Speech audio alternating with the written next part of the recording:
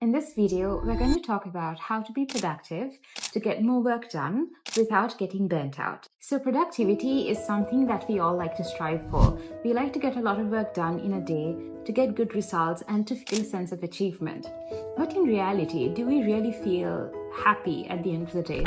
Or do we feel tired, exhausted, and sometimes even burnt out? Well, burnout is actually quite common. But what if I say that you can overcome burnout and still be productive by applying a few conscious changes to the way you work? Because there is an answer. And after a lot of reading and applying a few strategies myself, I've compiled a few ways that you could use to sort of enhance your productivity without being burnt out. And that's what we're going to talk about in this video. So hi, I'm Hasara, and in this video, I'll be sharing 4 strategies that you can apply to have a productive day or a productive year without getting burnt out, hopefully. Right.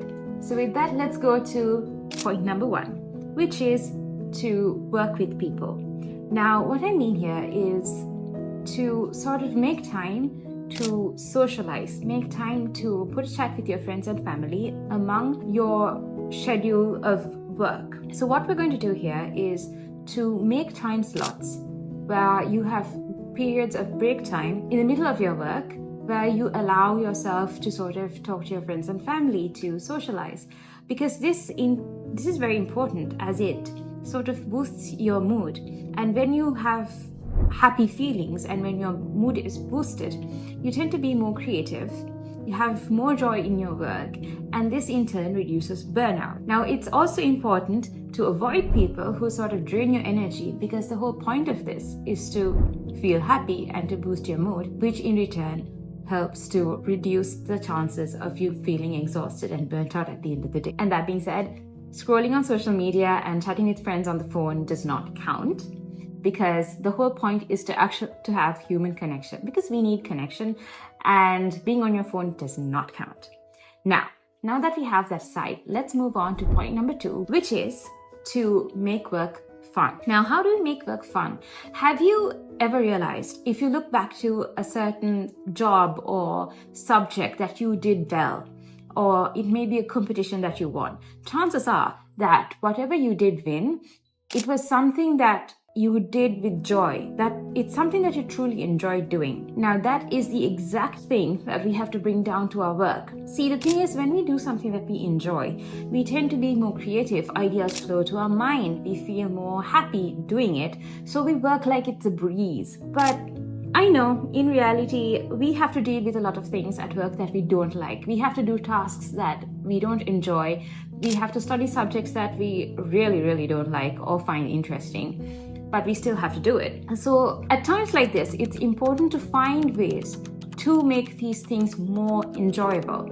So for example, if it's a subject that you're studying that you really don't like and you find it extremely boring, what you could do is you could find ways to make it joyful. And how you could do that is, so you could take the material that you studied in this particular subject and you could try applying it to your daily life. I've explained this in one of my previous videos on study strategies, which would help you to eventually find it more enjoyable, because you start feeling that connection with the subject because you see it on a daily basis happening around you. Now, this is something that takes time, so do feel free to check that video out. If it's a task that you find less enjoyable, what you could do is you could break it down into smaller tasks, and at the end of the day or at the end of a certain time period when you're supposed to complete them, you could sort of treat yourself and break it down into small challenges.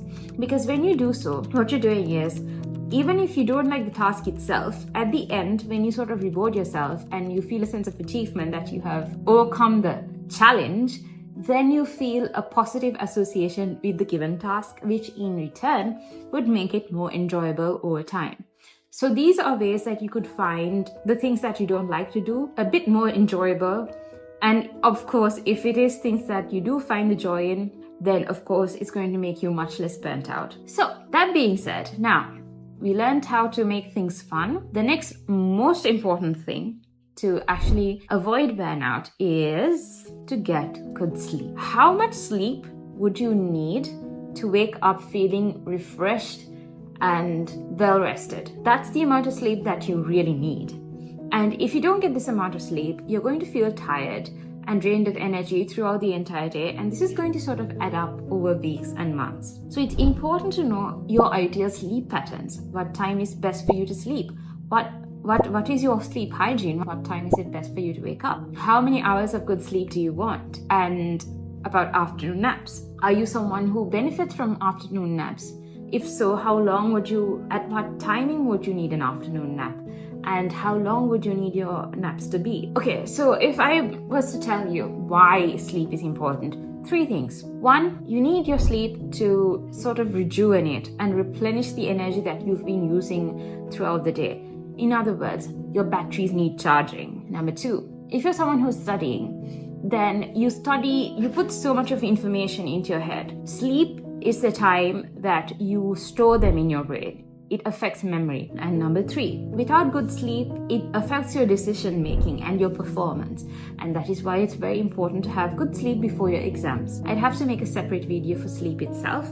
But at the moment, if you have any problems falling asleep and you want some tips on how to sleep better, you might want to check out my video right here, where I give a lot of tips on how to have better quality sleep. So now that we got sleep out of the way, another huge thing to consider is to take your own time and to know your own pace. One of the biggest reasons that chasing productivity leads to burnout is simply doing too much. So don't overload. You're not a productivity machine, and don't try to be one. We see our friends and colleagues putting so much of work, putting in more hours, pulling all-nighters, and we tend to feel that we're not doing enough. So we work hard and harder, trying to sort of make ourselves think that we are in par with that amount of work. But in reality, we are all different, and we all have our own time and pace of working. And working harder is not always the correct answer. It's very important to know your own pace, to know how much time you can put to a certain task, because we have a limited number of hours a day to work, and we have a limited amount of energy we can put to our work. So it's important to set realistic and achievable goals in a day without trying to shove in all your tasks in one day and try to do them all, because that's not possible. You just end up tired and exhausted. So try to have more achievable, realistic goals for a day. Try to slot in your times and be conscious of how much energy and time you're putting into each slot so you don't get burnt out, and take adequate rests in the middle. It may be 5-10 minutes, but just take that rest because you need it. Because like I said, working hard is not the answer. Sometimes what's most important is to do good quality work in the time period that you do work. And that's the 4th tip on how to sort of boost your productivity without getting burnt out. So in this video, we discussed 4 strategies that would help you to boost your productivity while reducing burnout. And the first one was to make time to socialize, to put a chat with friends, because this helps you to feel good and reduce feelings of exhaustion, stress, and burnout. The second was to make things fun, to make even the most boring tasks a little bit more enjoyable so that you feel more creative and less burnt out. The third was to have good sleep hygiene, to get good quality sleep, to make yourself feel rested and replenished of energy so you don't feel tired and exhausted at the end of the day. And it also helps with your clarity and decision making and performance. The 4th and final was to not overload, to take your own time and your pace and make conscious efforts to sort of cut down the amount of work you do so you don't end up burnt out over time. Now, I hope you found this video useful. If you did, please do like. And that's a wrap on this video. See you in the next one. Bye bye.